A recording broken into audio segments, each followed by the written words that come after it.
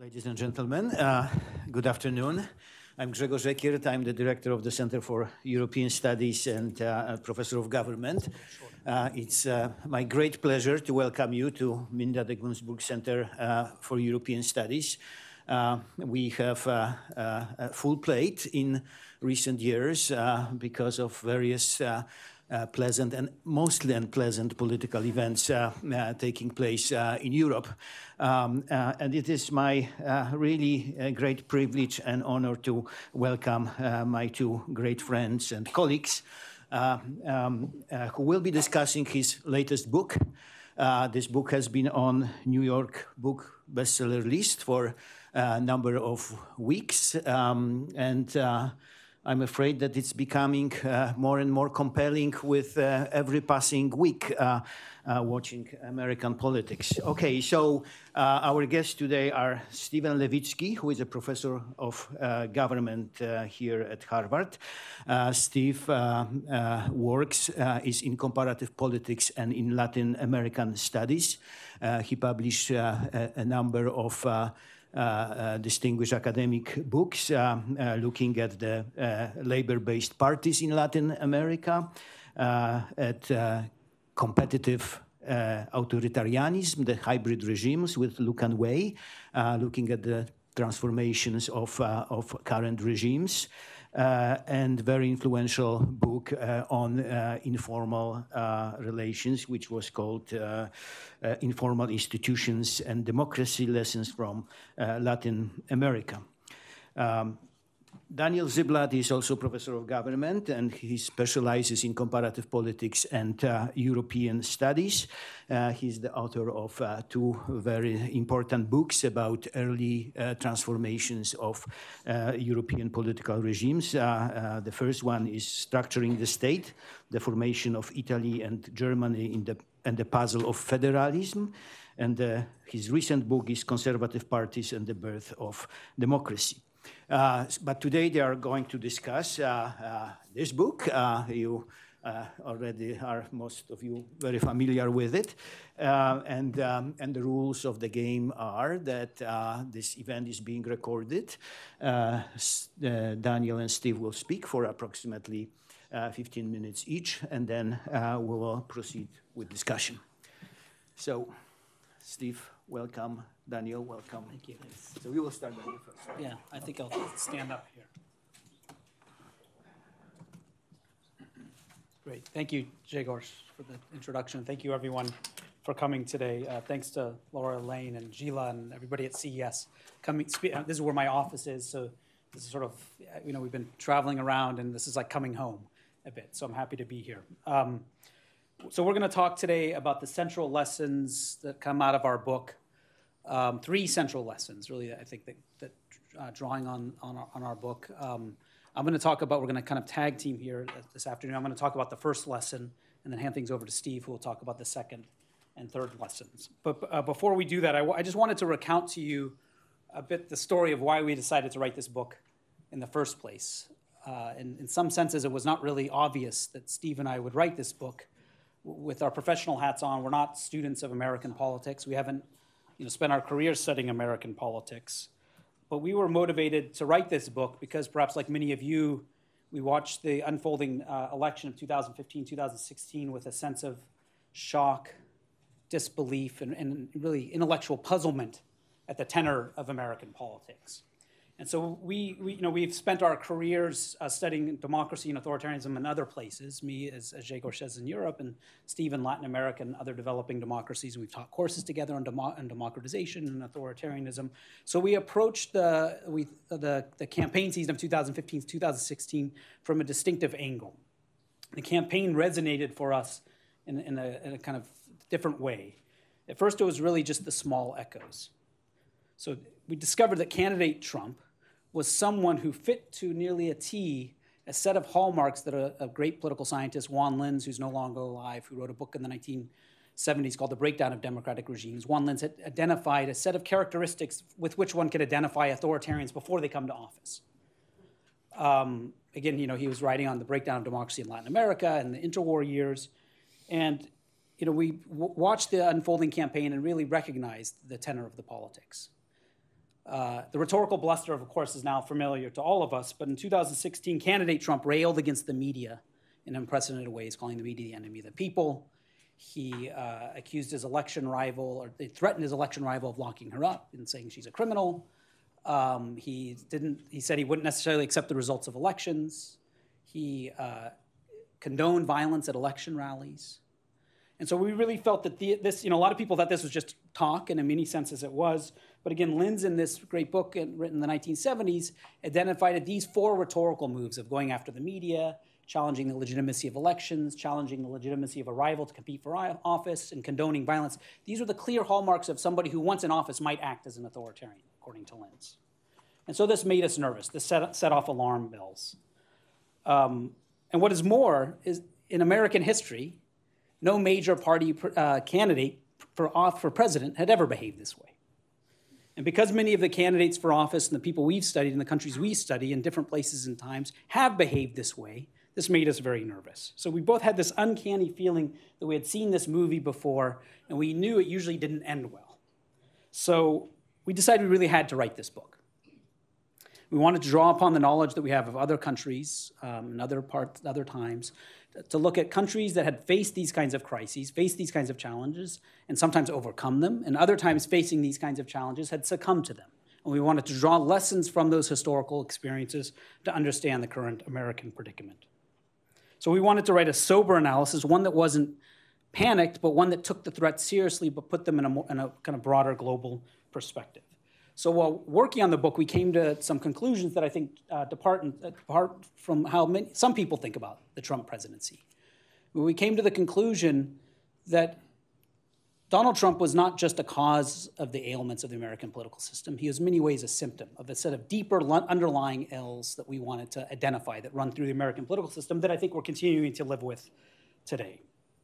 So we wanted to, so what I'll do now is lay out the kind of central lessons that we kind of helped us come to this conclusion that the underlying problems, the problems lie deeper than Donald Trump, essentially, is the kind of central conclusion.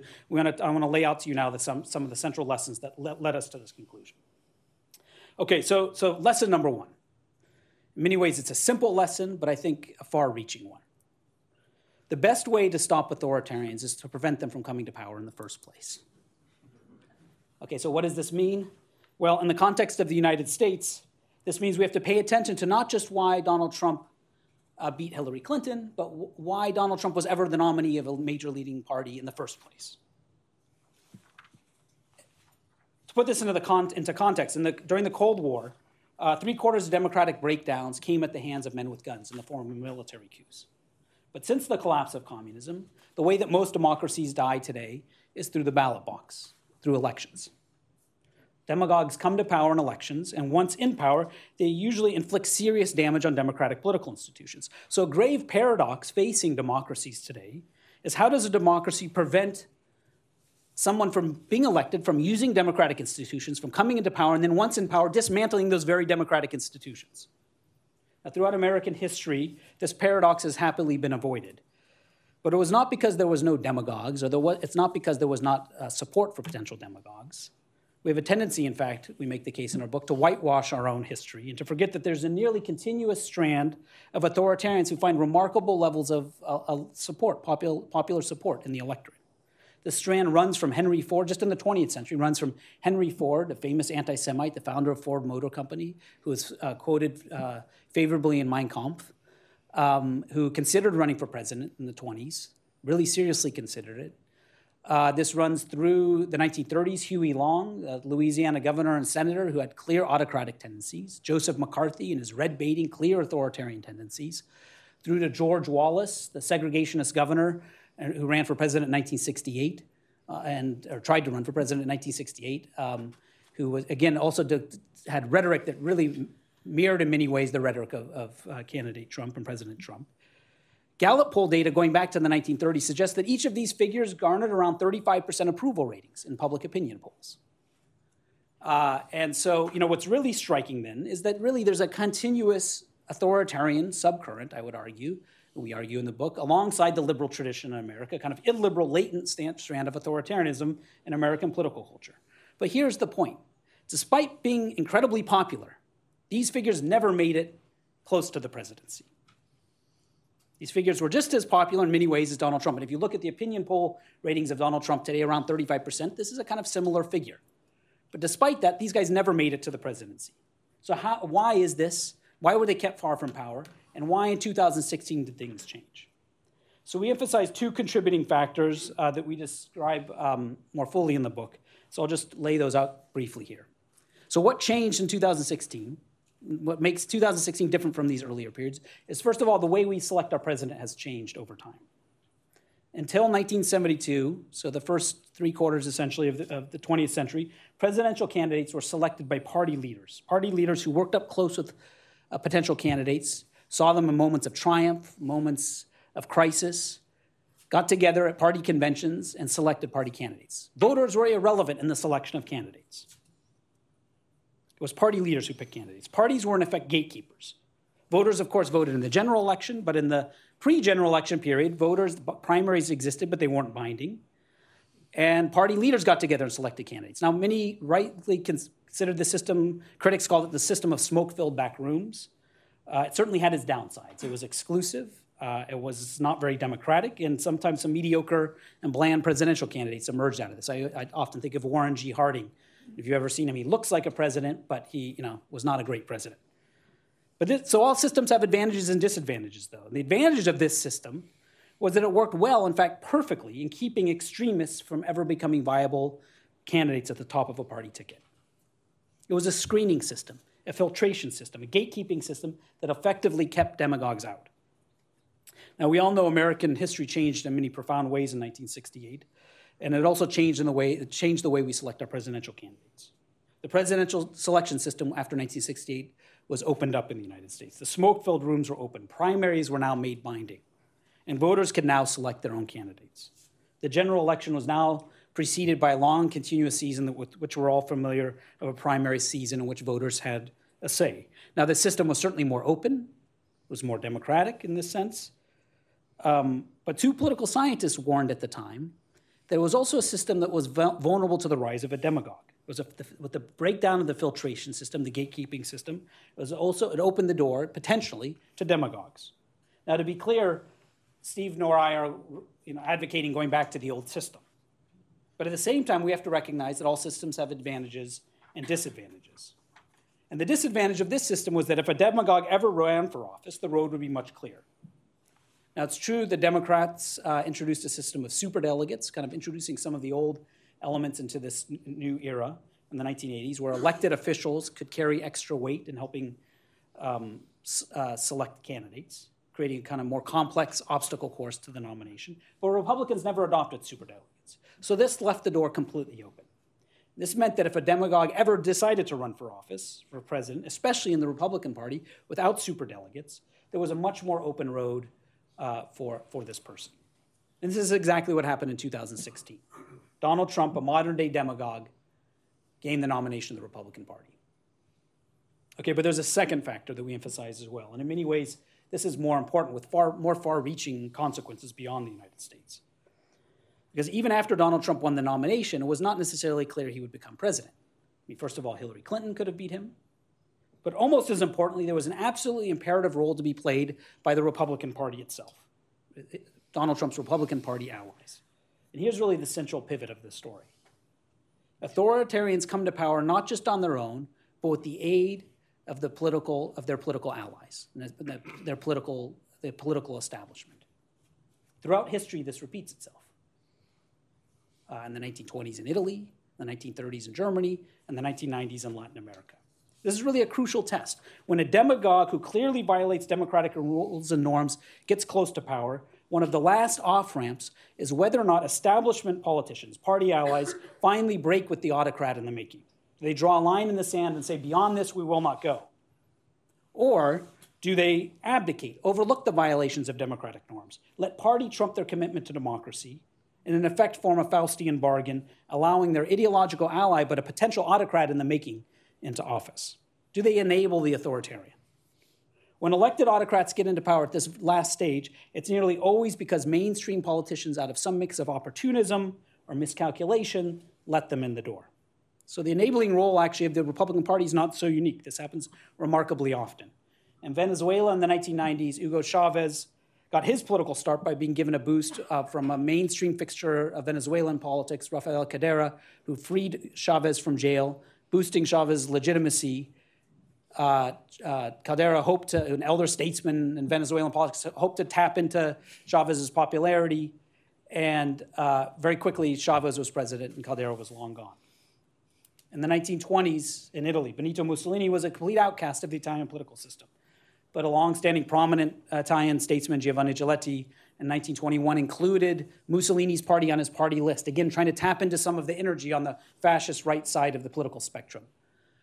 This was also a miscalculation. Within a year, Mussolini was in office. Giletti was now irrelevant. In Weimar, Germany, in the early 1930s, the German Conservative Party saw Adolf Hitler's party on the horizon and decided it wanted to tap into some of that energy. And the chairman of the party, Alfred Hugenberg, decided very instrumentally, despite the fact that he despised Hitler, to hold joint rallies with Hitler, issue joint proclamations with Hitler, all in the effort to tap into some of the energy and hold up this party. The Conservative Party gradually went into decline. All of this legitimated Hitler, and very quickly, Hitler was now the leading figure in German politics.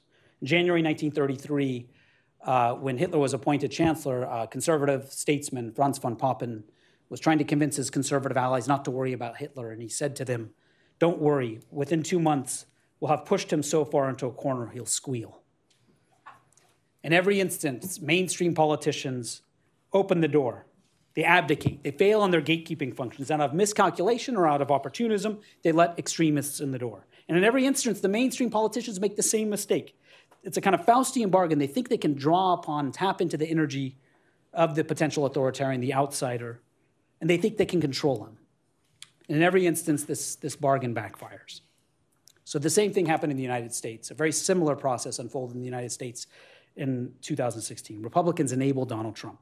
Many leading Republicans, despite the fact that they openly despised him, endorsed him, and those who didn't endorse him remained silent.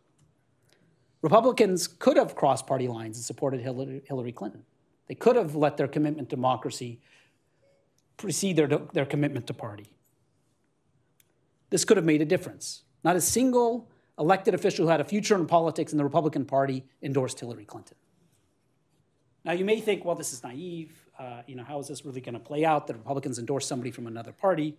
Well, it turns out we don't actually have to look very far to see something very similar. In the 2017 French presidential elections, the conservative Republican Party candidate, François Fillon, who didn't make it to the second round, was defeated in the first round. In the second round, it was Emmanuel Macron, a former minister in a socialist government, Marine Le Pen. Fillon didn't endorse Le Pen, despite maybe some ideological convergences, and didn't even remain silent. He actively endorsed Macron. And many voters voted for, Fillon's voters voted for Macron. In the United States, Republicans did not do this. They let our Le Pen in the door. Donald Trump was elected president, and once an authoritarian is in the door, it's a change game. Steve's now going to tell us what happens next. So now you're going to hear a Latin Americanist get up in a room of Europeanists and try to talk about American politics. What could go wrong? Again, I messed up the transition. Yeah, it's okay. It's a change. The gates are open. The game has changed. So this is where our institutions are supposed to come into play. Americans have a fair amount of faith in our constitutional system of checks and balances, and for pretty good reason. We have, in the United States, the oldest, arguably the most successful constitution in the world, one that has contained many powerful and ambitious presidents in the past, Andrew Jackson, FDR, Richard Nixon. So why shouldn't it contain Trump? It might. But a second lesson that we drew from our research is that even brilliantly designed constitutions by themselves are not enough to protect democracy. Constitutions are not self-enacting. They do not work automatically. Constitutions work best, we found, and certainly you learned this studying Latin America, when they're reinforced by robust democratic norms or unwritten rules. And our book focuses on two norms in particular. One is what we call mutual toleration, or accepting the legitimacy of our partisan rivals. That means that no matter how much we disagree with our rivals, no matter how much we dislike personally our rivals, we recognize both publicly and privately that they're loyal citizens who love the country and, crucially, who have an equal and legitimate right to compete and to govern. In other words, we do not treat our rivals as enemies. The second norm, which is a term that we borrow from political scientist Alicia Holland, is what we call institutional forbearance. Forbearance means refraining from exercising one's legal right. It is an act of self-restraint. It's an underutilization of one's power. And we don't often think about forbearance in politics, but it's absolutely vital. Think for a moment about what a US president constitutionally is able to do. The president can pardon whomever she wants, whenever she wants. I know, I'm in denial. Any president with a congressional majority can pack the Supreme Court. Don't like the ideological composition of the court, don't like the way the Supreme Court is ruling. If you have a majority in Congress, you can pass a law and expand it to 11, to 13, and fill it with partisan allies. Perfectly legal. If a president's agenda is stalled in Congress, he or she could circumvent the legislative process and make a lot of policy through presidential proclamations or executive orders. The Constitution does not explicitly prohibit such behavior. Or think about what Congress could do. The Senate can use its right of advice and consent to block all of the president's cabinet picks, all of the president's court picks. As we know, the Congress can prevent the president from filling Supreme Court vacancies. Congress can refuse to fund the government. It can shut it down. And of course, it can impeach the president on virtually any grounds that it chooses. Now, my point here is simply that politicians can exploit the letter of the Constitution, even our Constitution, in ways that totally eviscerate its spirit, that make it cease to work. Legal scholar Mark Tushnet calls this behavior constitutional hardball. Look at any failing or any failed democracy in the world, and you will find an abundance of constitutional hardball. Spain and Germany in the early 30s, Argentina under Perón, Venezuela under Hugo Chavez, contemporary Hungary, Poland, Turkey. Constitutional hardball is how even brilliantly designed systems of checks and balances can get subverted. They're how Congresses and judiciaries get transformed from watchdogs into lapdogs. It's one example. Argentina's I got to go with a Latin American example. Sorry, guys. Argentina's 1853 Constitution was modeled explicitly on the United States Constitution. One study found that 2/3 of it is basically plagiarized from the US Constitution, an exact replica. Was not enough to check Perón. One of the first moves that Juan Perón made after being elected president in 1946 was to have Congress impeach 3 out of 5 Supreme Court justices on grounds of malfeasance. That move was technically constitutional. The Peronist Congress, had a majority in Congress, then passed a law making it a crime to disrespect the president. When opposition leader Ricardo Balbín was arrested under this new law, he challenged its constitutionality in court, but the packed Supreme Court upheld the law. Again, technically legal. What prevents democracies from falling into this kind of destructive constitutional hardball is not the letter of the Constitution. It's forbearance. It's a shared understanding among politicians that neither side will deploy its institutional prerogatives to the hilt, that the spirit of the law will prevail over the letter of the law.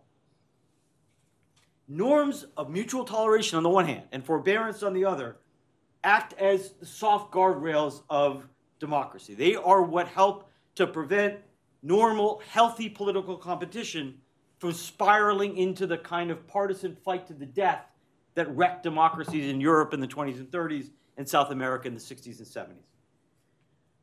Now, US democracy has not always had soft guardrails. This is one thing I certainly learned because I knew nothing about American politics when we started this research. Did not have these soft guardrails in the 1790s when partisan intolerance and quite a hefty dose of constitutional hardball very nearly destroyed the republic.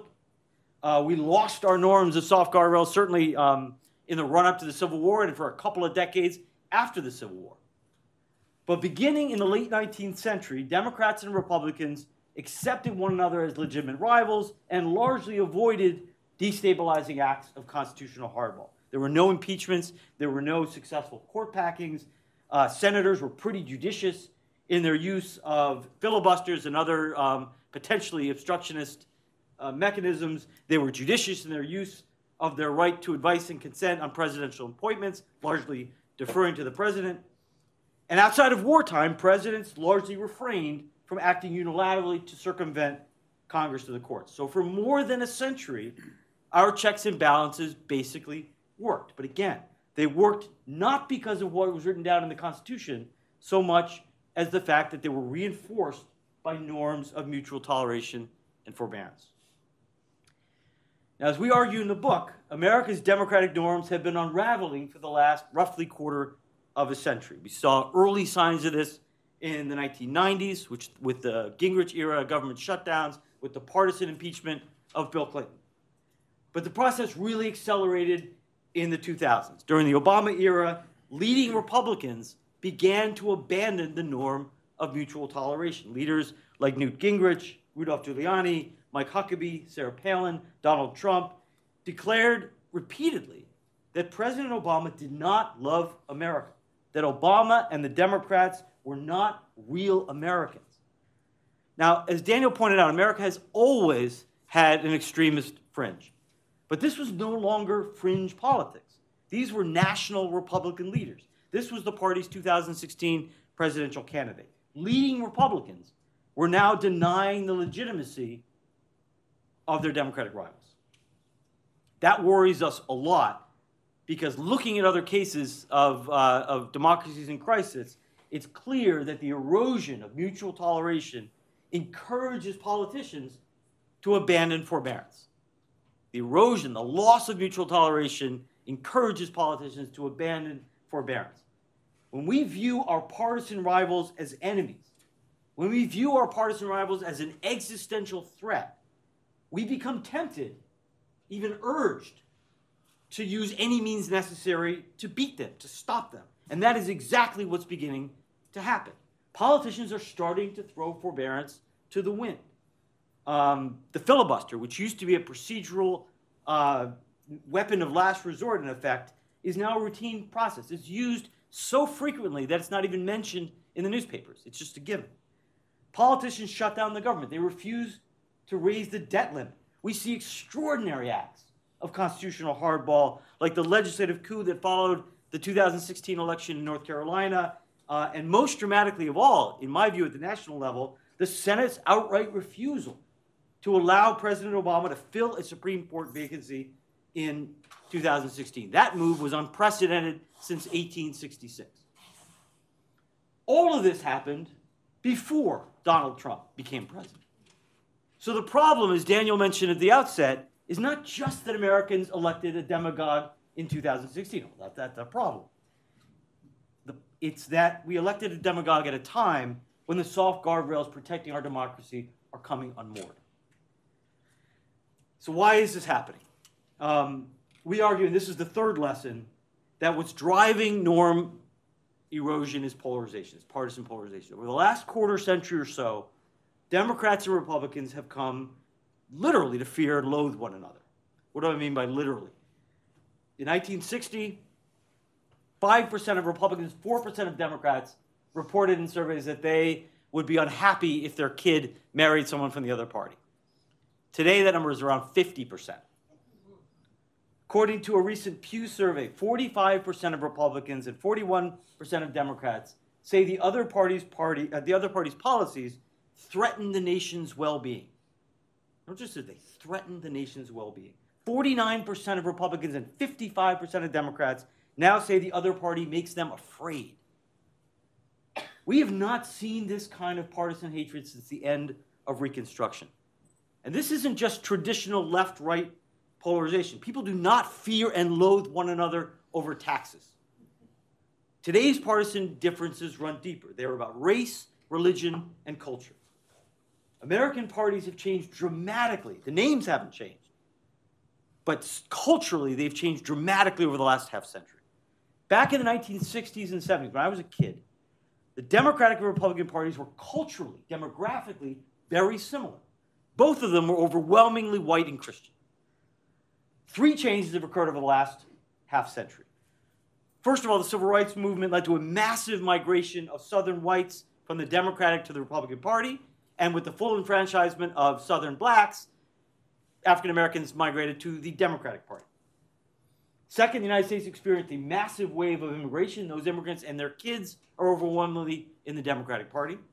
And third, since Reagan, since the early 1980s, evangelical Christians have flocked to the Republican Party. In the 70s, they were evenly distributed between the two parties. Now they're almost all Republican.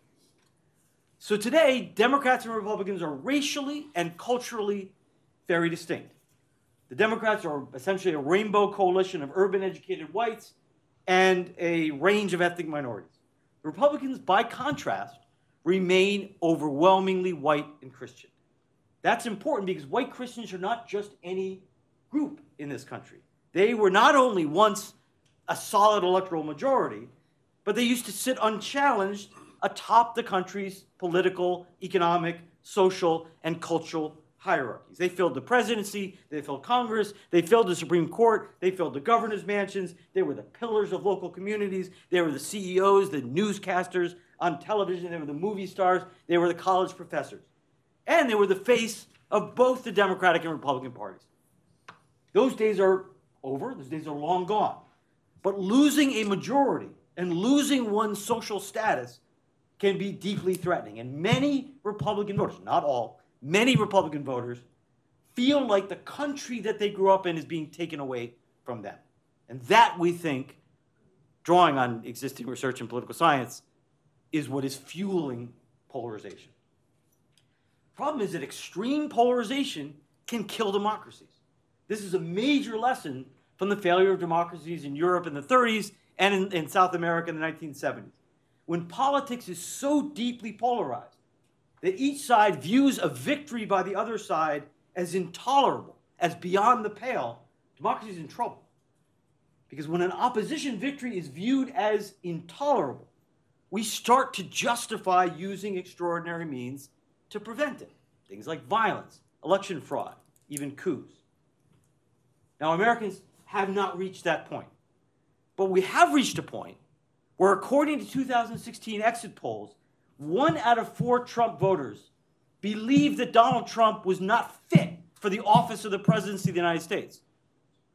Not 1 out of 4 Americans, 1 out of 4 Trump voters believed the man was unfit for the presidency, but they still preferred him to the Democrat.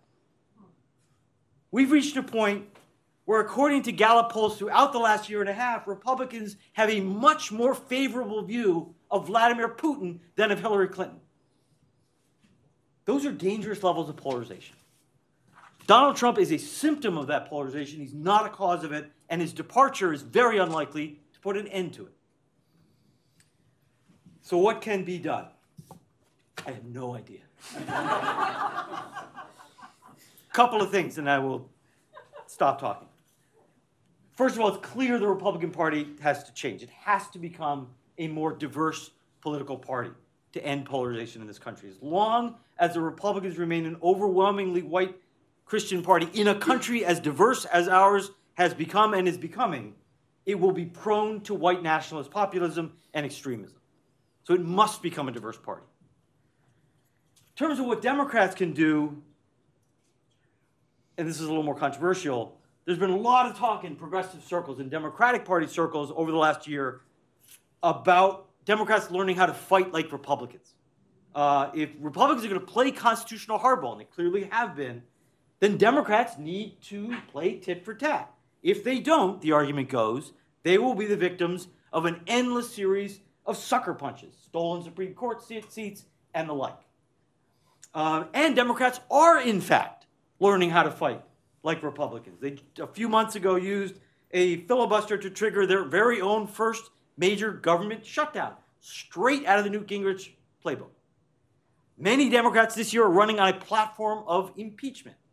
And if Democrats win control of the Senate, there is talk among Democrats of denying President Trump the ability to fill any new Supreme Court vacancy should one arise, just like the Republicans did to Obama. Now, that is an understandable response, and there's some very smart people advocating for it. We are skeptical. We are worried about that response. Because if Democrats respond with constitutional hardball, it will almost certainly, almost invariably, reinforce and even accelerate the process of norm erosion. In other words, it will further corrode our democratic guardrails. And in our experience, studying other democracies in crisis, in Europe, in Latin America, elsewhere, that sort of escalation of norm erosion rarely ends well. There are times when politicians have to think seriously about the cost that their behavior has for democratic institutions. That's hard to do. It's unusual. Normally, when American politicians consider tactics like, say, a government shutdown, they will factor in two things. They will think about their policy goals, and they will think about the political consequences of their action. So liberal Democrats will decide to shut down the government if it helps to preserve DACA and it doesn't cost too many votes. That's the calculation. What we're suggesting is, in moments of crisis, politicians need to factor in a third consideration. They have to think about the consequences of their behavior for democratic institutions. Again, that's asking an awful lot of politicians, and it may seem Pollyannish, and perhaps it is Pollyannish. But when democracies are in crisis, and we have seen this over and over again, continuing to operate in a politics-as-usual mode in which short-term political calculations prevail over all else, we can have devastating consequences. We cannot take American democracy for granted. If there's a single motivation behind the book, it's that. It is true, it is totally true, that no democracy, even remotely as old or as wealthy as that of the United States, has ever broken down. So there's good empirical reason to think that our democratic institutions should muddle through the Trump presidency. It's also true, though, that we're in uncharted territory. Levels of income inequality are higher than at any time since before the Great Depression. And we've begun a transition that, to my knowledge, no democracy has ever successfully undergone, one in which a previously dominant ethnic group loses its majority status. Now, we may well be the first democracy, the first society to do that. But to get there, we are inevitably going to have to pass through a period of intense and polarizing reaction. And during that period, we are in that period, we cannot afford to be reckless with our institutions. We've got way too much to lose. I will stop there.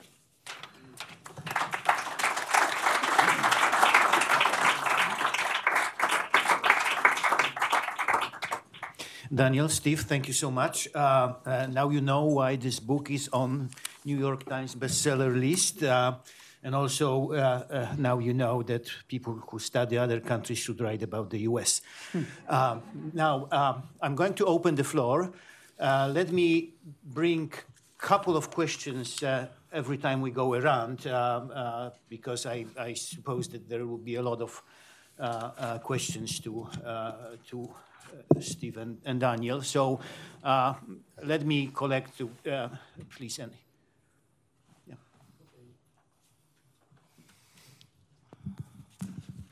Andrew Martin at the Center for European Studies. Yes, a marvelous book, and I agree with what Gregor said about non-Americanists talking about American politics. This is a very convincing, persuasive explanation of how we got here. What's troubling is how we get out of it. And if one looks at your explanation, it seems hard to find a way out. You basically said that what saves democracy, what would save democracy is the refoundation, essentially, the Republican Party. Essentially like the refoundation of the German conservatives after World War II, the CDU. But what did it take in the German case? catastrophe and huge defeat in the war. What will it take in the American case? Some functional equivalent, hopefully not as disastrous. It's a little bit hard to see where the refoundation of the Republican Party would come from. Particularly if we keep in mind the fateful alliance that the mainstream Republicans entered into in the hope that Trump will deliver them what actually conservative movement in the United States has been trying to achieve for decades in terms of rolling back taxation, rolling back regulation. This is regulation not only of the financial sector, but other sectors, energy, so on. There are great stakes that the Republican parties and their supporters seem to have. And you cite Jeff Flake, who certainly called attention to the violation of the soft guardrails by Trump. Yet Flake voted for practically every one of the programs. So that's the tough question I think you have to try to answer. Thank you, Andy. More questions, please. Yes. Could you please introduce yourself? Sure. My name is Jim Spencer. I'm a student here. In your book, you seemed to resist the temptation to call this a global democratic recession. And you made the claim that the violation of these norms is much more expansive in the U.S. than it is in some of the richer European states. And with the rise of radical right parties in the richer European states, I'm wondering why you, or how you support that claim that we haven't seen as much erosion in Europe as we have here. One more question on this one, please. Mm-hmm. So I've yet to read the book, but I plan on after this talk. Oh, sorry. I'm Raj. I'm a student at the college, first year.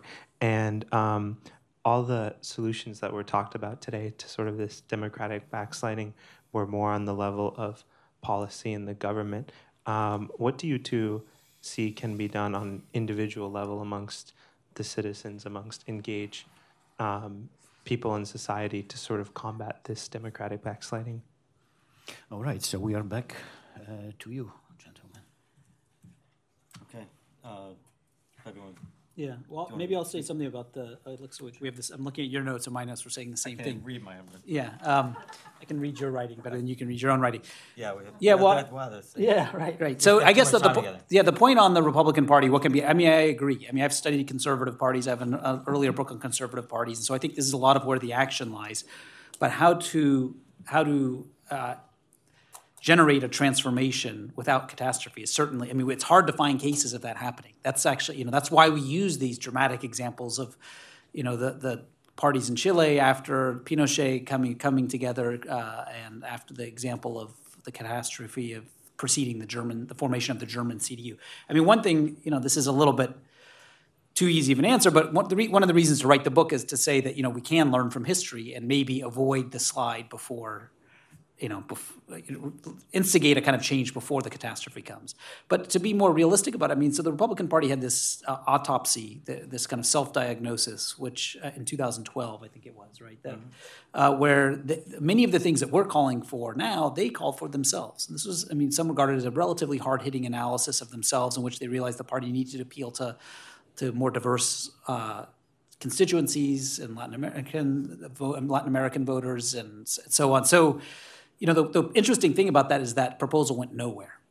And I think part of the reason it went nowhere is that it's one thing to call, I mean, it's a little bit like having, the story of like the phone being disconnected. You kind of place orders into a phone and the phone's disconnected. There's no party. So you can issue a report about all the things that need to happen, but the party is so fragmented, so weak, so hollowed out by different groups that there is no party hierarchy to even implement this vision. So I think that's part of the problem. So in some sense, part of the problem is an organizational problem of the Republican Party, which itself is a difficult challenge to confront.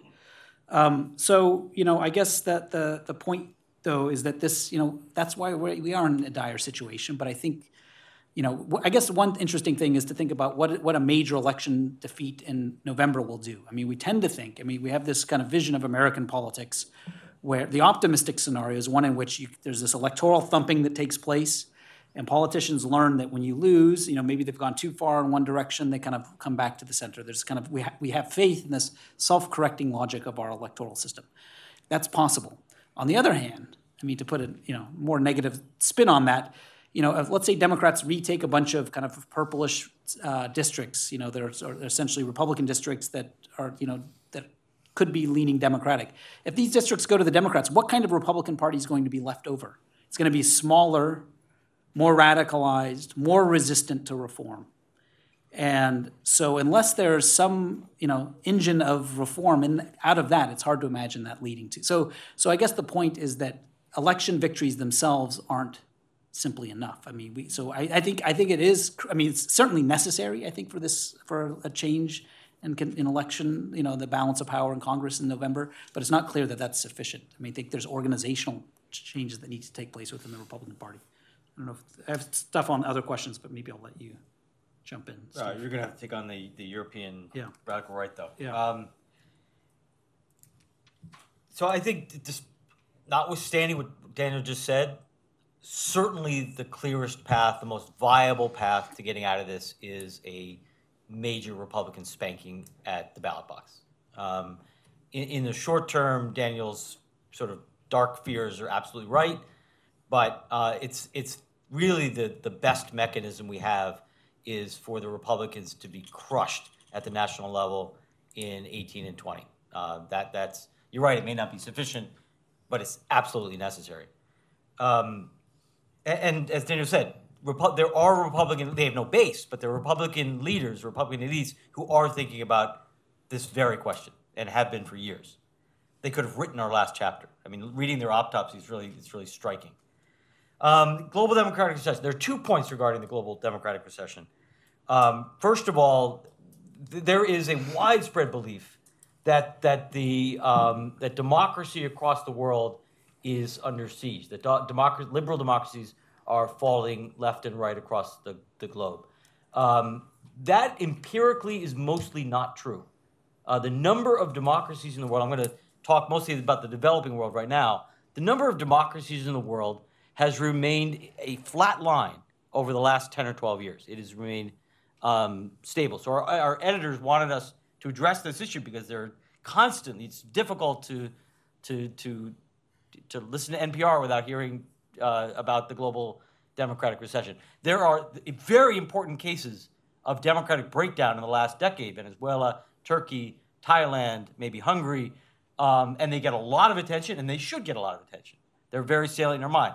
There are an equal number of democratizations or important democratic advances that maybe you didn't hear about on NPR, whether it's the Gambia or Sri Lanka or Colombia or Tunisia.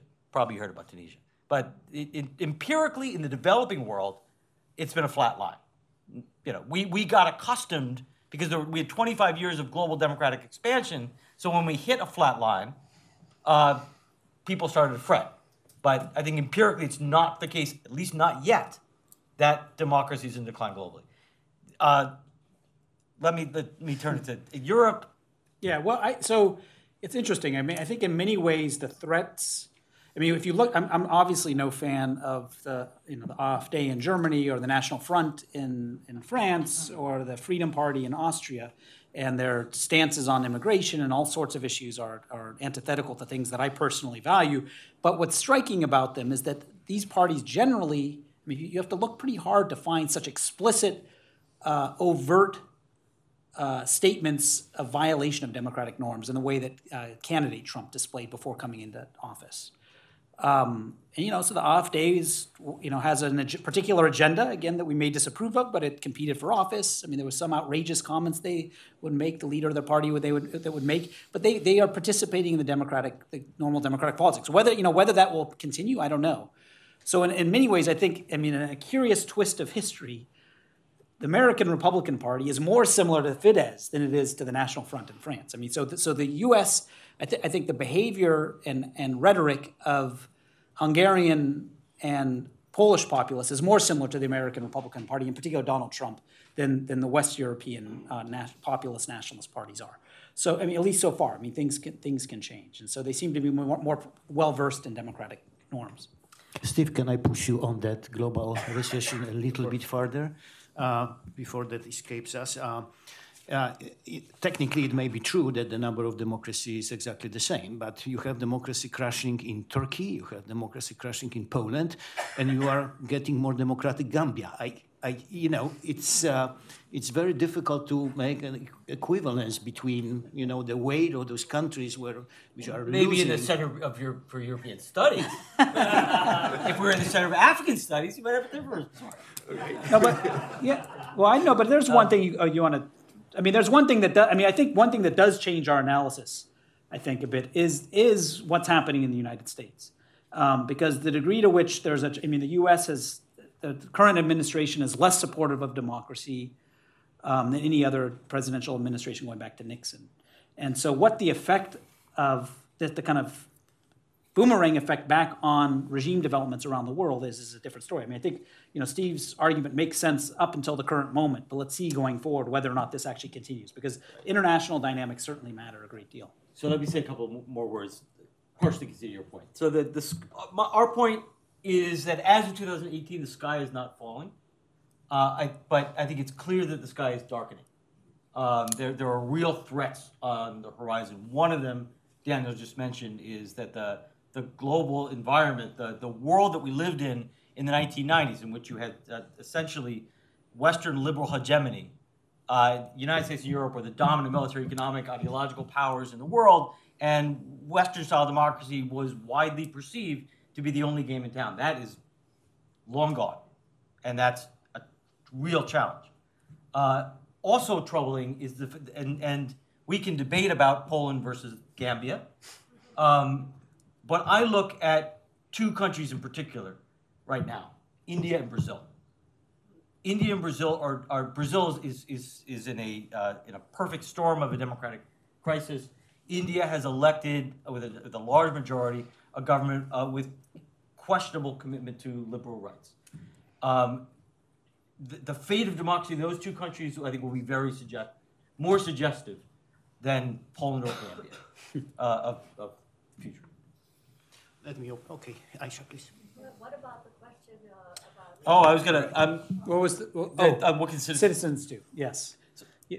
Go ahead. You have something to say. I have nothing. I have very little to say. I wish I did. I usually try to punt this question or avoid it. He just usually looks at me and makes right. Yeah. And I'm trying not to do that. No, one thing though. I mean, and this is all the answers are weak and cheesy, but citizen awareness is really important.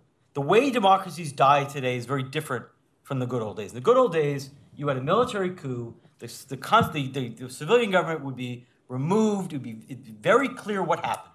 The Constitution would be suspended. The opposition would be outlawed. It's very clear that democracy is lost. The way democracy dies today, that was 3 out of 4 democratic breakdowns in the Cold War died via coup. Today, the majority of breakdowns come at the hands of elected presidents and prime ministers. It happens slowly. It happens subtly. It happens constitutionally. It happens through laws passed by Congress. It happens through judicial rulings. And it happens right before citizens' eyes and as a result, very often you get half the population not believing that a regime change has even taken place. So there were surveys in Venezuela in 2012, 14 years after Hugo Chavez was elected, that found that a majority of Venezuelans believed they were living under democracy. Similar to Turkey in 2011, 2012, a majority believed they were living under a democracy. So citizen awareness is extremely important. Yeah, and just two other things. I mean, similarly, when witnessing reforms that an electoral authoritarian undertakes, it's very tempting to look at them through partisan lenses. This is part of the reason polarization is so dangerous. And so in Hungary, before the 2014 election, there were these major reforms in electoral rules that were clearly going to benefit Fidesz, so that it could win a supermajority again without getting a supermajority of votes. It would get a supermajority in the parliament. you ask citizens. I did a survey with a group of people, and we did a survey, and you ask people what they think of these reforms, and it's strictly interpreted on totally partisan lines. If you're a supporter of Fidesz, these are great reforms. If you are an opponent of Fidesz, these are terrible reforms. And it doesn't matter what information you provide about the reforms. People look at these through partisan lenses. So this speaks to the importance of awareness. I mean, one thing one of our colleagues, Robert Putnam, has talked about is the importance of civic education. This is, he sort of studied the history of how the trajectory of civics education in American schools over the course of the 20th century. I mean, this is something we don't talk about in our book, but presumably might play an important role. There's one of my favorite stories about this. I mean, in the 1930s and 40s, there was this program developed by these sociologists and psychologists at an institute called the Institute of Propaganda Analysis, which no longer exists, and they developed a curriculum to be introduced in elementary schools around the United States. And in many schools, this was introduced at middle school and elementary school for school children to learn to identify the hallmarks of propaganda. And they had to kind of, memorize these things, the 5 key hallmarks of propaganda. And, I don't know if, and this was in the period of totalitarian threat of fascism and communism.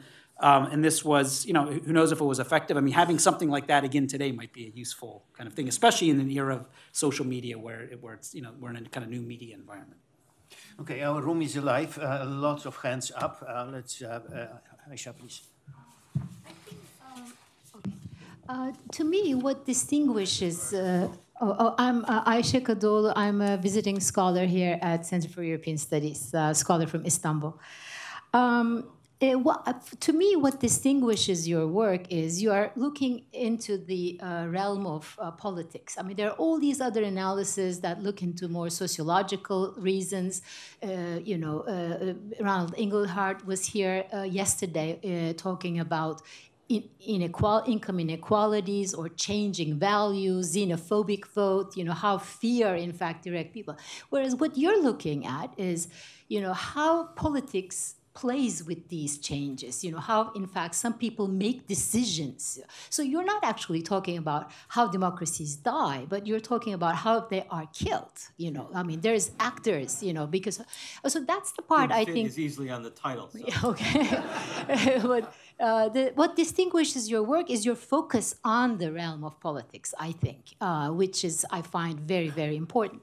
So given that, I mean, given all the importance that you put on the realm of politics, I mean, this has to be, of course, outside of the US, I think, but in some countries, opposition, of course, facing what they're facing. I mean, elections, but they're not free and fair, I mean, in some countries, they boycott elections and decide to wait out this period because they can't play this game. I mean, right?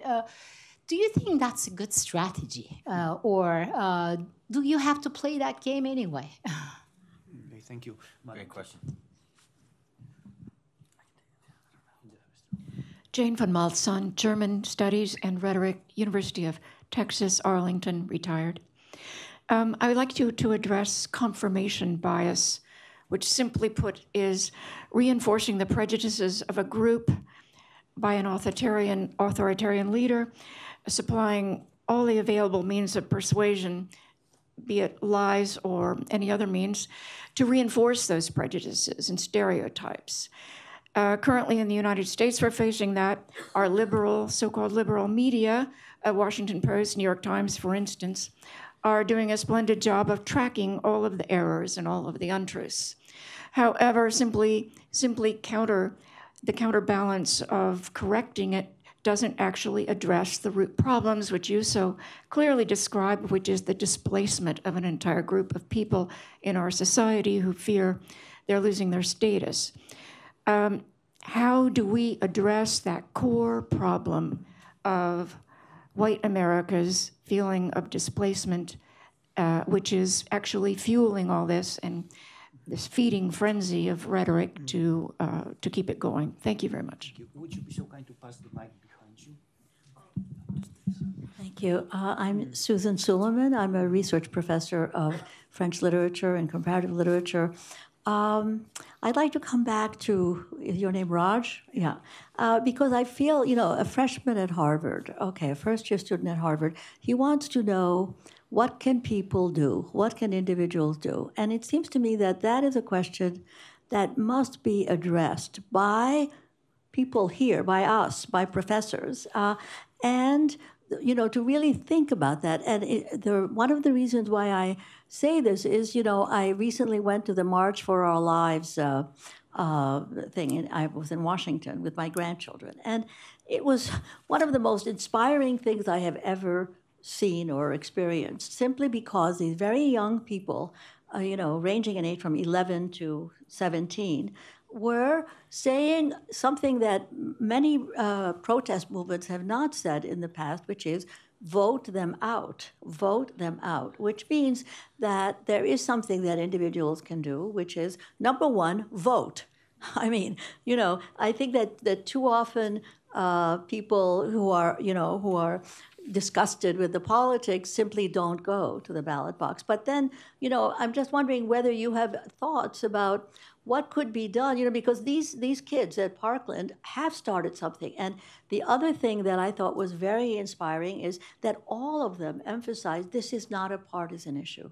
Gun control is not a partisan issue. It is an American issue. It is an issue of values. So I think I would also like to make a plug for the study of the humanities, because it's not enough to sort of analyze and do all the political data and so on. There has to be some deep thinking about what is decent. What is it? When is it that people can actually stand up and say, this is where we draw the line? And that has to do with Thank you. ethics.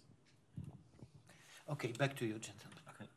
Can I start off? Yeah, go ahead. All right, I think I want to try to link the first and third questions. So this question of opposition boycotts in a context of what is usually a hybrid regime, meaning that democratic institutions continue to exist and be meaningful, but they're unfair. The game is skewed in some way. And so this is a real dilemma. It's a very difficult dilemma for the opposition. It's really a lose-lose situation in many respects. It's hard to win. Either you compete and you lose, or you boycott and you lose.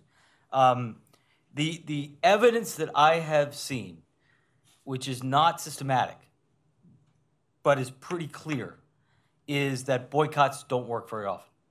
That where there is some uncertainty, and elections do generate surprises. So regimes reach a point where there's no uncertainty, where the dictator sleeps very easily the night before the election, and everybody knows that there's only one outcome. But in most of these cases, there is some uncertainty. And so where that uncertainty exists, where some institutional channels, even if flawed, even if stacked against you, exist, the evidence suggests the opposition's better off playing. That boycotts very, very rarely work. They worked most often back in the good old days of the 1990s, when democracy was the only game in town, and Western powers were paying close attention, and a little bit of delegitimation by the opposition could get the Slovakian government in trouble. Those days are pretty much over. And so nobody cares. People care less in Brussels and Washington whether you boycott, and you just boycott and then you're out. So the evidence seems to suggest participate when you can. This point on what citizens can do. So that triggers a slightly different answer on my part, which is,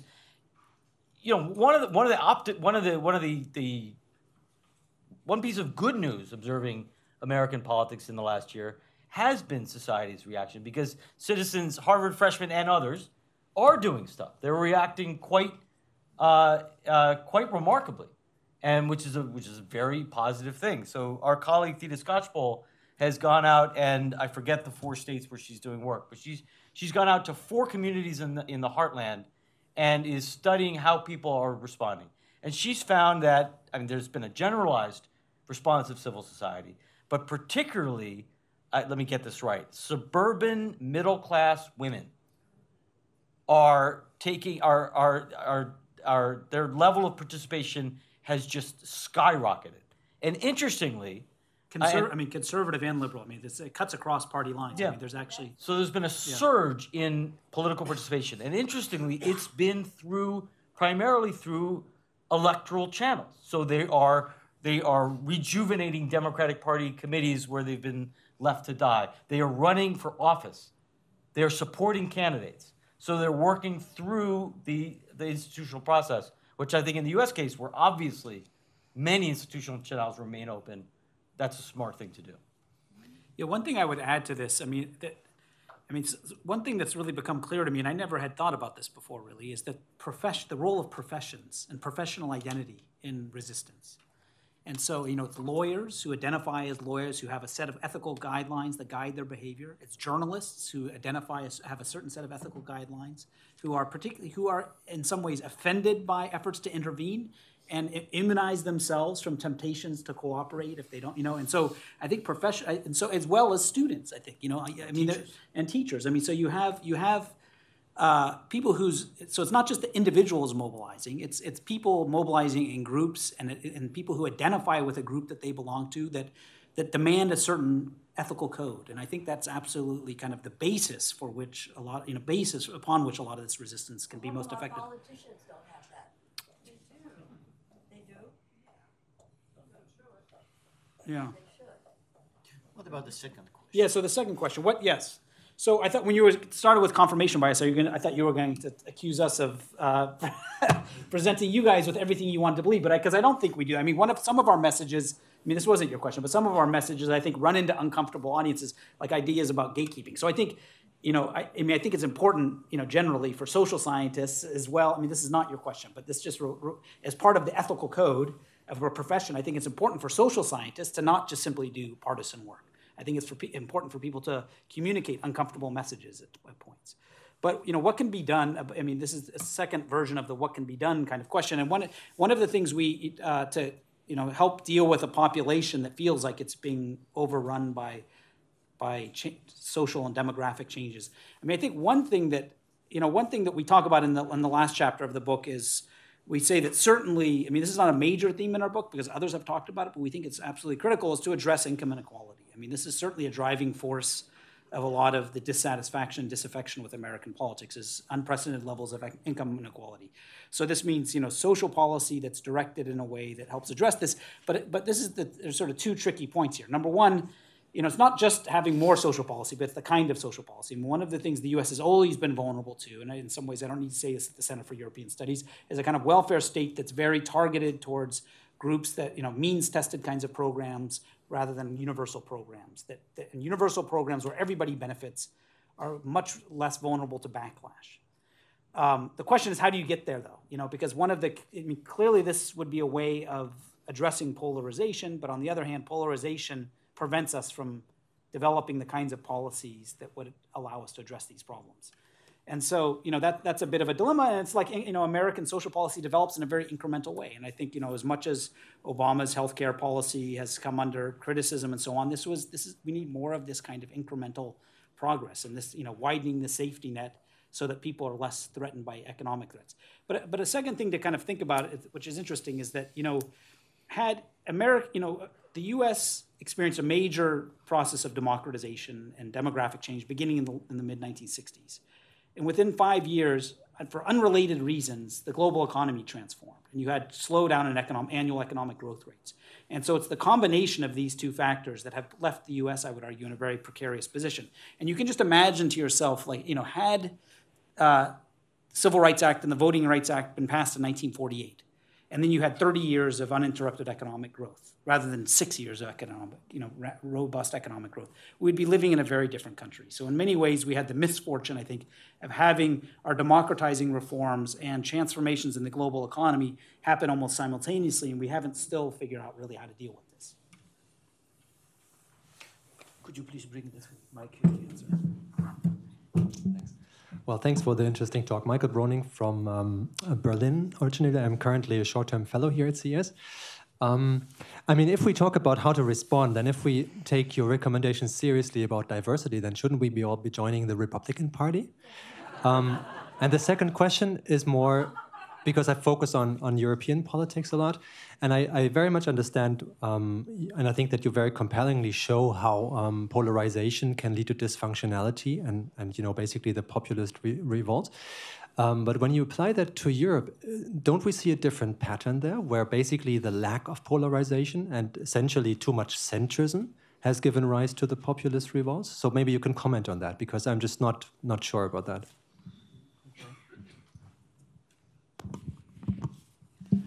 Thank you. Anthony Jones, local affiliate at the Centre and Northeastern University. If I could pick up on there's so much here, we could be here for a month, and it's wonderful. Thank you very much.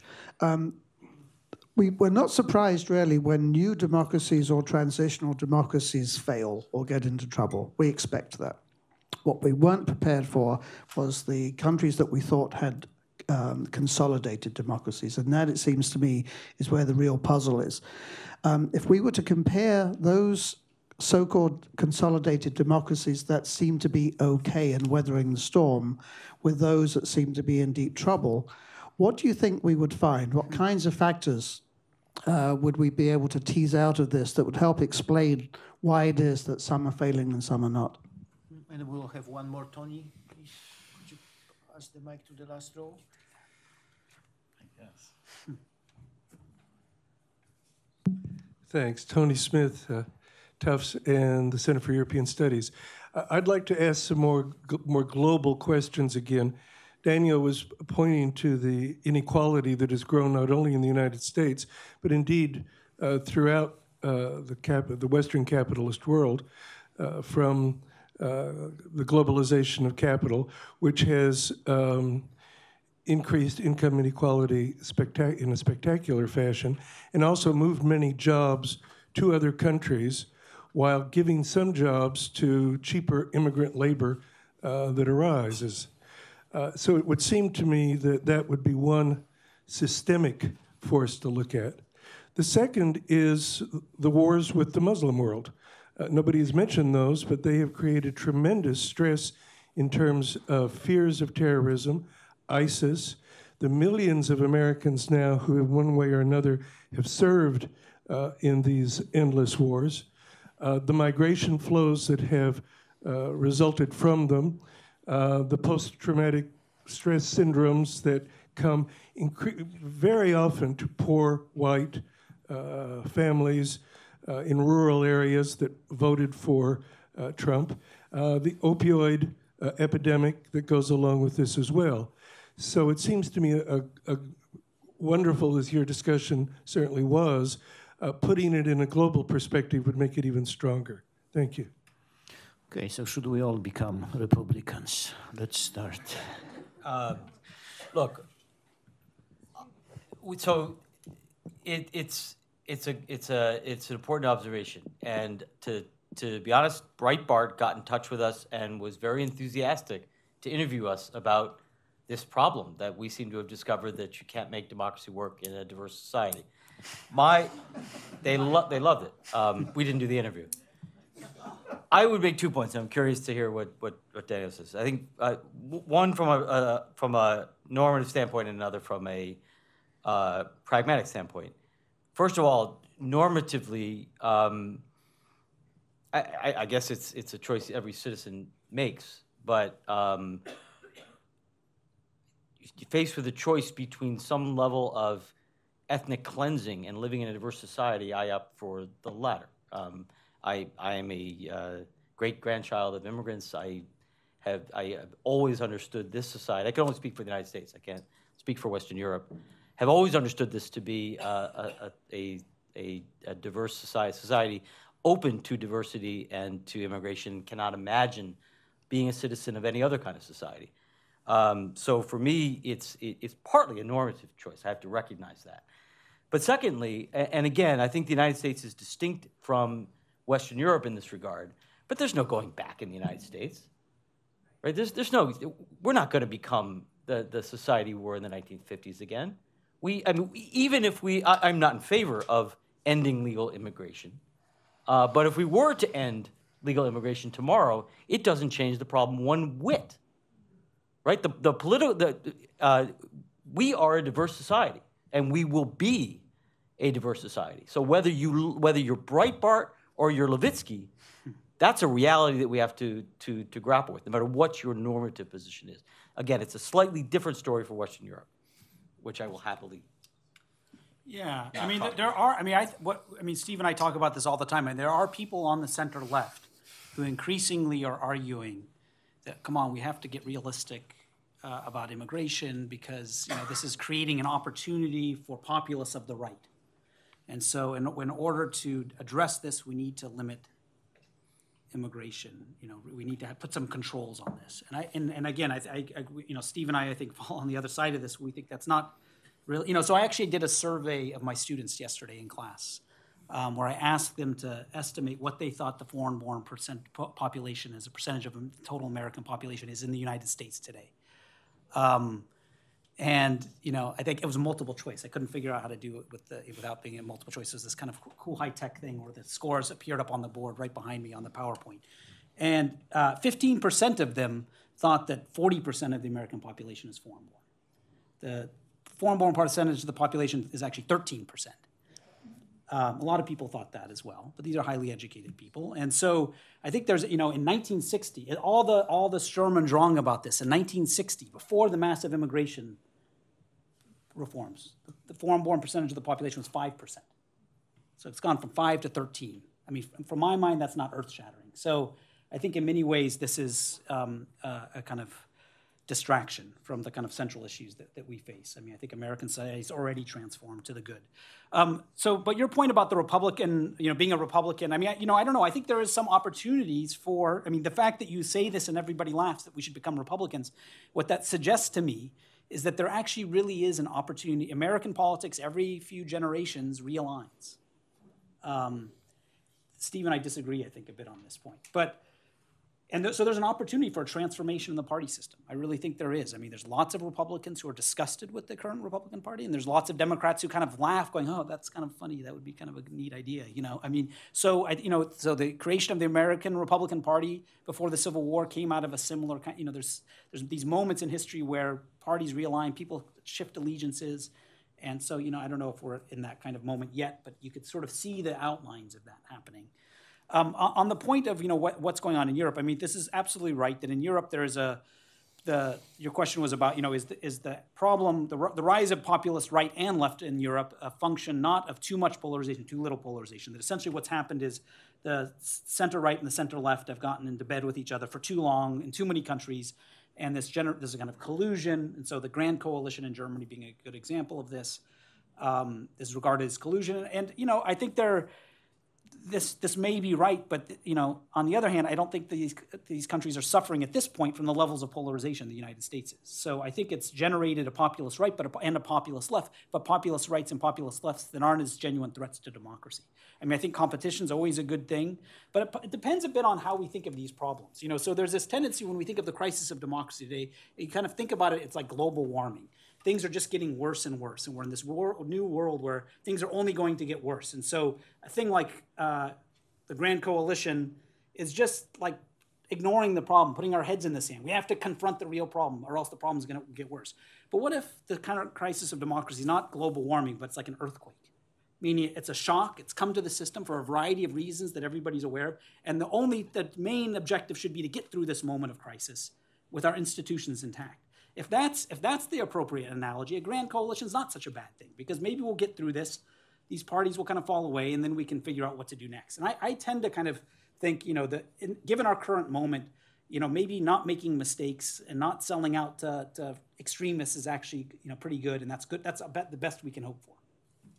There's other questions, I guess we didn't answer them all. Tony's question, I think you're absolutely right. I think you've pointed to a number of key factors in the global context. In particular, the U.S.-led war against much of the parts of the Muslim world are critical to understanding, and it's after the the multiple indirect effects of that over the last 15 years. I would have loved to write a longer book, but the book was already longer than our editors wanted.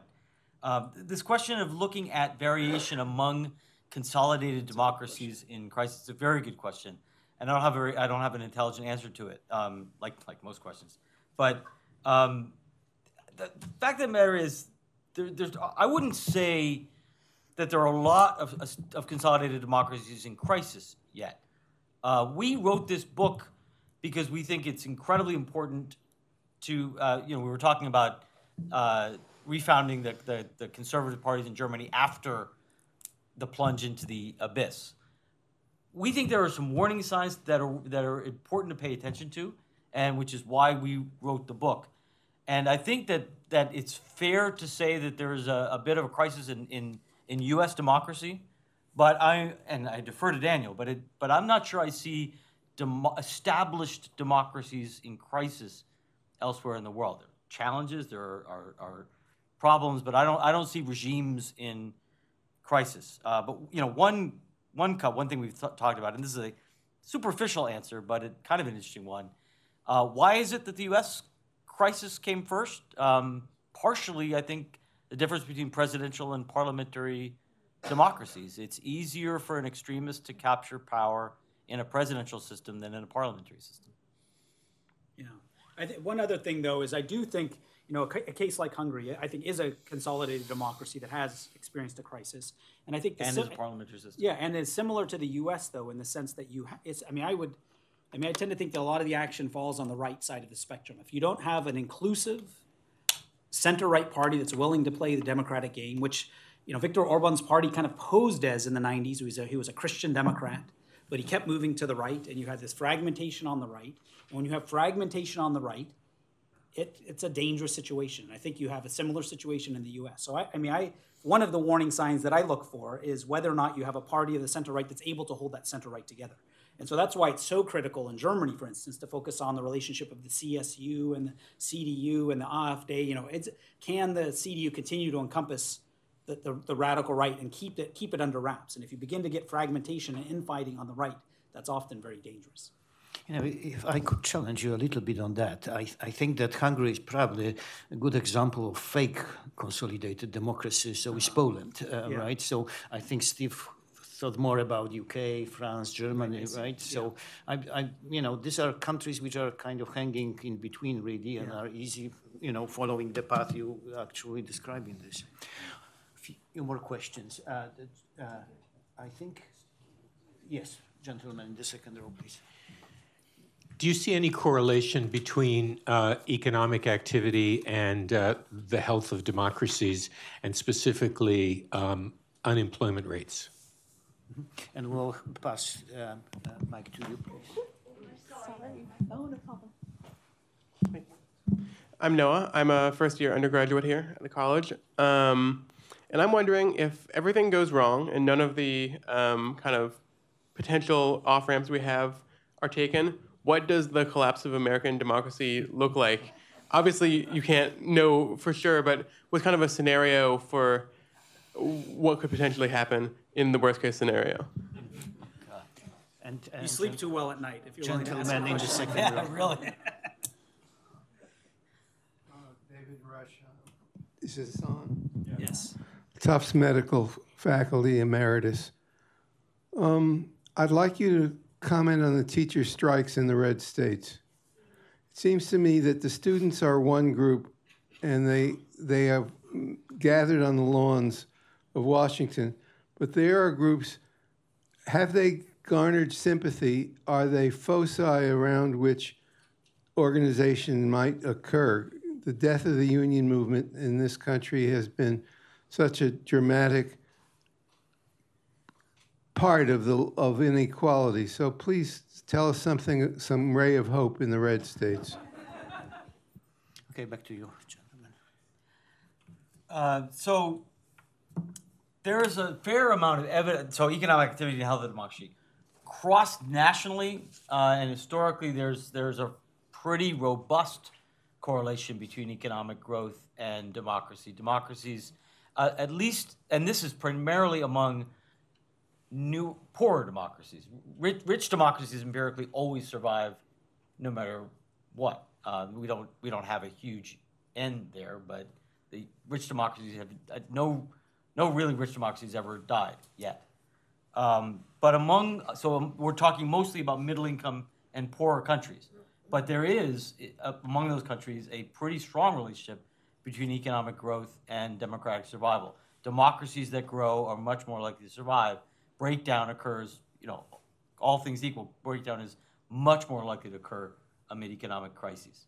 Again, it's not super clear how that applies to the rich democracies, but that's what we know. Boy, this worse. I agree with Daniel. You're sleeping well. Wait, I don't like to think about this. I guess let me say. So I don't know about the worst case scenario, and I should say, and I'm sure you know this. Political scientists are awful at speculating about the future. I mean, economists are bad. We're much worse. And, so, you know, this is engaging in fiction. I guess I think two things about the United States. And again, I'm not thinking about the worst case scenario. And forgive me for not being very creative, but I think the two most likely ugly scenarios are, one, something that looks a little bit like North Carolina recently, where it's not actually a slide into authoritarianism, but a slide into just permanent constitutional hardball and sliding in and out of constitutional crises, whether it's shutdowns or attempted abuses, or one party gets in power and the other party tries to impeach them. Just you see that some semblance of this in some of the weaker Latin American democracies of the last 30 years, Ecuador, for much of the last 30 years. So a lot of institutional instability, rather, because one really positive thing about the United States, and one thing that makes the United States different from Hungary and to a great degree, I think Turkey as well, is there is a really robust opposition. And that is going to make it hard, not impossible, but hard for anybody to establish the kind of hegemony that you need for authoritarianism. The kind of hegemony even that you see in Hungary today is it's made possible by the incredible weakness of the opposition in Hungary. That weakness I don't think exists in the United States. So one possibility is just this sort of teeter-totter, king of the hill, abuse followed by abuse, sort of sliding in and out of crisis. The other is a slight tilt into what Luke and Wayne and I call competitive authoritarianism. If the Republicans were to sort of succeed in all of their wildest fantasies and retain the presidency in 2020 and retain both houses of Congress and consolidate control of the judiciary and manage to further reform our voting laws and voting processes to make it hard, which is this is not a Trump thing. This is a Republican Party project at the state level to make it harder for what ends up being lower income and minority voters, Democratic Party voters, to vote, and perhaps shifts immigration policy in a way that sort of slows down the diversification of our society. One could imagine a slight a tilting of the playing field in favor of the Republican Party. It would be, in my view, pretty mild, but it's possible. When you say pretty mild, what do you mean? I mean, that doesn't sound very mild. That sounds pretty atrocious. No, it's atrocious. Yeah. I study comparative authoritarianism. I study Zimbabwe. It's not going to be Venezuela. Right. The opposition is not going to go away.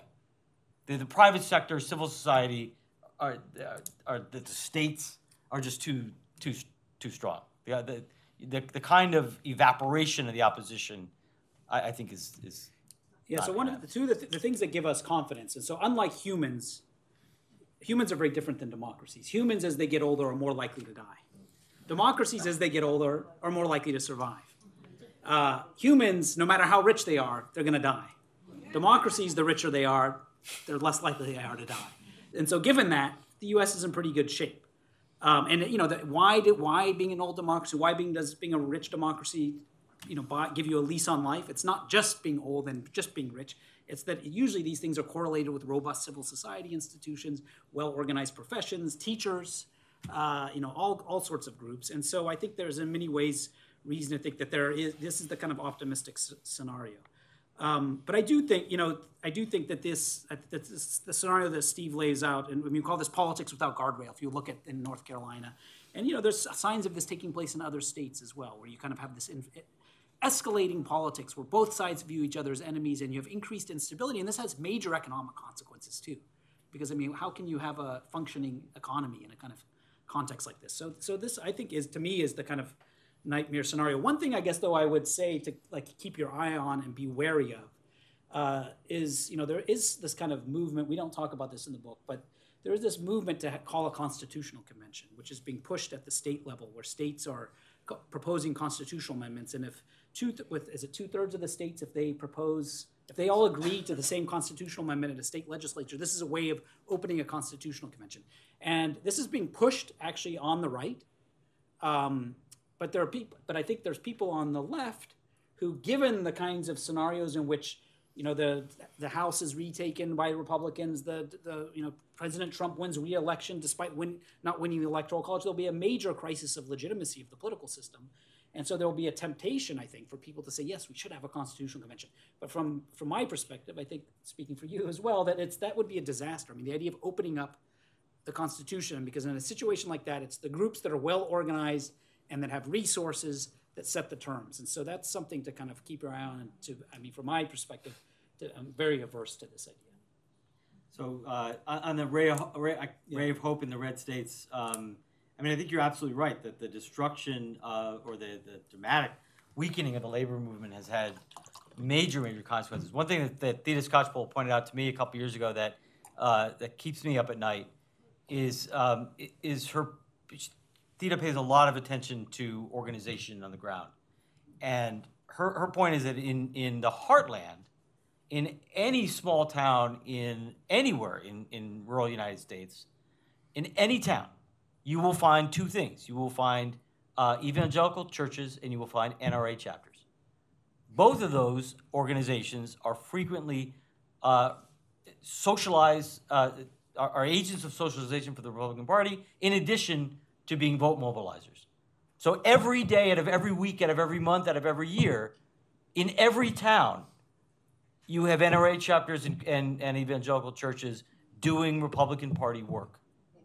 The Democrats don't exist in any of those towns, organizationally.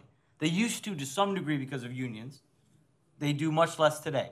So Democrats do a pretty good job of throwing activists like me into those towns in late October on election years. But that's not the same thing as being there every day out of every week, out of every month, out of every year. That's a major organizational disadvantage. Now, Theda offers a ray of hope, which is her work over the last year suggests that there is a bit of a counter-mobilization, even in the heartland, among, again, suburban, middle-class white women.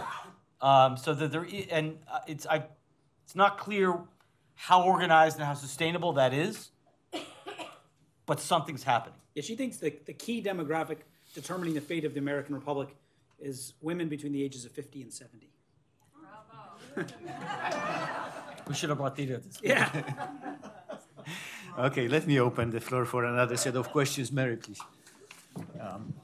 Hi. Yes. I'm Mary Cerati, historian of the Cold War. Hello, Dan. Just a quick question in response to something you just said, that the older democracies get, the more likely they are to live. What do we do about the fact, looking back to antiquity, that when you look at all the examples of democracies, at most their lives are measured in a couple centuries, right, and we're getting to the end of that range? Yeah. The gentleman in the very back. Maybe last chance to get to ask the question.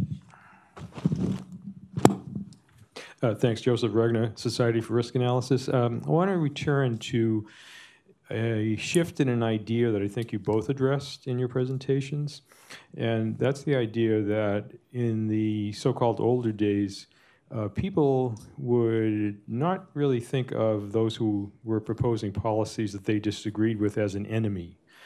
And I think there's some truth to that. I have my own read on why that shift has occurred, but I'd like to get your feedback on why you think that has, in fact, happened. And not just as an intellectual exercise, but also to shed light on something that might guide us moving forward. What to do. Great question. Do I see more questions? Yes, please. Hi, I'm Brock Reeve at the Harvard Stem Cell Institute.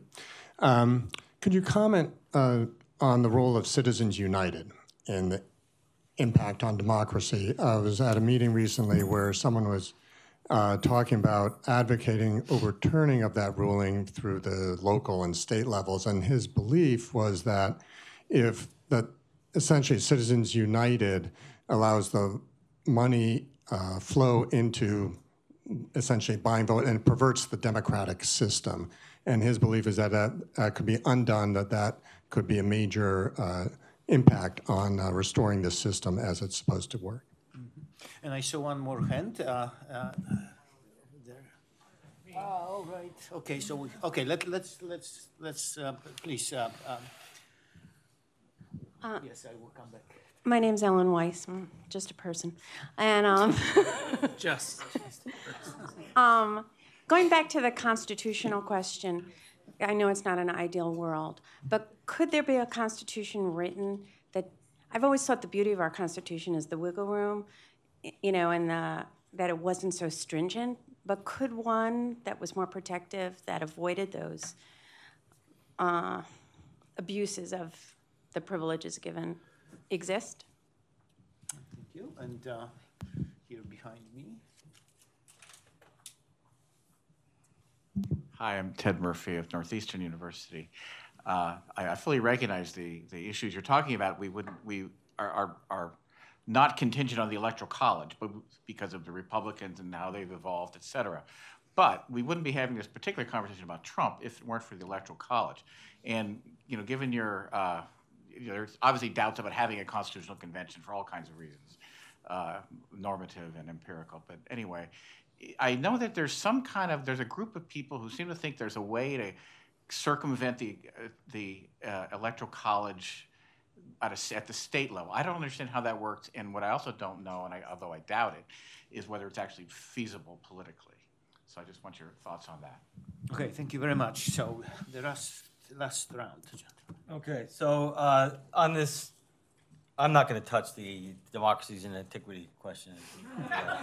Thank you. You're welcome. Did she leave? Yeah. Not because she's on the phone. Not in response to what I said. Okay. I thought she stormed out after I said I was going to get an angry email later. Oh, she's back. She's back. Okay. So that's the reason why yes, classical Greece doesn't fit that. Moving on to the question of why we didn't see each other as enemies in the old days. I do not have an answer that generates much optimism. I would start with two factors, one of which we address a lot in the book and the other we don't. The one that we don't, I think, was external threat. During, from the 30s until the fall of the Berlin Wall, there were threats and obviously wars and the Cold War that helped to provide a minimum degree of cohesion to our polity and our society and our citizenry that doesn't exist today. That's one factor. The other, we don't address that much in the book. In the book, we do, though, discuss the fact, and this is very unhappy, but one of the reasons why our parties got along during an earlier period was racial exclusion. Our parties fought like hell in the Civil War and actually were very, very polarized during the period of Reconstruction when the radical Republicans were trying to democratize the U.S. South. And it was only after the radical Republicans basically gave up and the two parties agreed to set the issue of racial equality aside and allow for the disenfranchisement of African Americans in the South and the consolidation of single-party authoritarian rule in the South. It was only then that the two parties began to get along. That's not a very happy story, and it gets back to this difficult question of, well, isn't ethnic diversity, racial equality and ethnic diversity creating the problem? Well, it's creating a new set of challenges that we must overcome. As we said before, I don't think there's both for pragmatic, but more importantly for normative reasons. There's no going back. We must redevelop those norms. We must figure out a way to get along in a more diverse society. We have no other choice in this country. On the constitutional wiggle room, there are people, it's true, we do have a constitution that relative to other constitutions has a lot of wiggle room. And there are people and so there are a number of gaps that are being exploited now. For example, conflict of interest laws. We have very few of them, it turns out, and Trump is exploiting them mercilessly. So there are people who are thinking about ways to formalize some of the previously informal norms that are now being trampled on. And in specific cases, that makes sense. But I don't think that you can ever create a constitution without ambiguities, without wiggle room. There are many other constitutions. The Brazilian Constitution is the opposite of ours. It's huge. It doesn't cover it. You can never cover every contingency or create a rule that is unambiguous in all circumstances. There's always room for constitutional hardball. So I don't think that is a solution to some specific problems. It's not the solution to our problem in general. Yeah, so I mean, one example of when that's happened in the past is there was no, used to be no term limits for president. And so when Roosevelt, ran for re-election multiple times, then this was changed, was formalized. So that's kind of the model through which, once it's revealed that the norms aren't no longer constraining, there's an understandable and I think correct temptation to try to formalize some of these things, to strengthen, we use the term soft guardrails, to turn the soft guardrails into hard guardrails. But again, I think Steve's point is right, though, that there are, you can't imagine every scenario. Citizens United, we didn't answer the classical Greece question. I mean, what I said with such certainty is based on empirical evidence, probably beginning in like 1850 or something. So you're right. I don't know, how this holds to the classical period. We should have a conference. I know the Center for European Studies only focuses on life after the French Revolution, but we should have a conference where we bring together scholars of classical Greece to talk about these things, because I think there's maybe something to be learned from this. So that's a good point. In terms of why people, Citizens United. Yeah, so again, I mean, I think that, the idea of Citizens United is that, what it did is it freed up access to money. And one of the things that Citizens United did was weaken political parties in a kind of funny way, in which now people, whoever you are as an individual, if you can find your own backer, your own billionaire, then you can run for president. And if you looked at the candidate stage in the 2016 election, remember there was these two stages. They had the adults table and the little kids table. Like the front runners had one debate, and then all the, Bobby Jindal and everybody else were at the other table. And each of these guys could stay in the race forever because a lot of them had their own backers, and it was essentially unlimited flows of money. And so we make the case that parties as gatekeepers have declined, and one of the ways in which they have declined is their control over money has declined, as their control over message has declined. And what this does is it opens that, some people make the case that the reason Trump won was that, there was this kind of collective action problem where there was too many candidates on the stage. And that, I think that is to some degree correct, but you have to ask, why was that happening? Why were there so many people on the stage? You have to step back one step in the causal chain, and I think part of it has to do with this open flow of money, which essentially disempowers parties and means that individuals with lots of money can exert disproportionate influence on our politics, which then gets us results that don't reflect what people want. So I think this has had a seriously negative effect on the elect. Yeah, do you want to say something on that? Yeah, but I can wait to. Okay, so the Electoral College. I was just going to say, that's right that there is. This can be done at the state level, where states change their own rules about how electors are selected. But what if that's the blue states only to do that? Yeah, well, but it seems, yeah, right. So it's screwed. Yeah, so but some state, it looks as if it's cutting across partisan lines. I mean, lots of states are doing this, and so this could happen. Actually, what I was going to suggest to you is Alex Keesar, who's at the Kennedy School, who wrote a book called The Right to Vote, has a book that he's working on the Electoral College. Yeah. And so that's somebody who's talking. Do you think there's hope? Yeah, I think there is. I mean, it does seem like that there's sort of movement in that direction without having a constitutional change. You don't. Yeah. Well, the thing is, for reasons, and the Republicans are not at fault for this, but we've entered a period where for most of our history, the rural-urban divide between the two parties was not great. Both parties had urban wings and rural wings. And so the Electoral College was not systematically biased in one party's favor or another. We've now entered a period where, because the Republicans are so much stronger in sparsely populated areas, the Electoral College systematically works in favor of the Republican Party, which, I mean, there are all kinds of reasons to favor eliminating the Electoral College. Now it's working, it seems to really be systematically working against Democrats, but that makes it that much harder, I think, to eliminate. Right. The Republican Party has no incentive to eliminate the Electoral College, so I'm actually pessimistic about that. If I could jump in on Citizens United, Daniel elaborated sort of how Citizens United affects our argument, and I agree with him in that it's weakened parties and it's weakened parties' role as gatekeepers and made it easier for a demagogue to get elected. That, in that sense, it directly affects our argument. I think it had a de-democratizing effect that's not related to our argument, in that it was already a problem in the United States, but it reinforced and accentuated the problem of the overwhelming influence of big money in politics, such that that elected representatives are now more responsive to donors than to voters. And so there are some very serious scholars who've looked at the functioning of American democracy and concluded that it's really difficult to call it a democracy anymore, because the impact of the vote has been so diluted.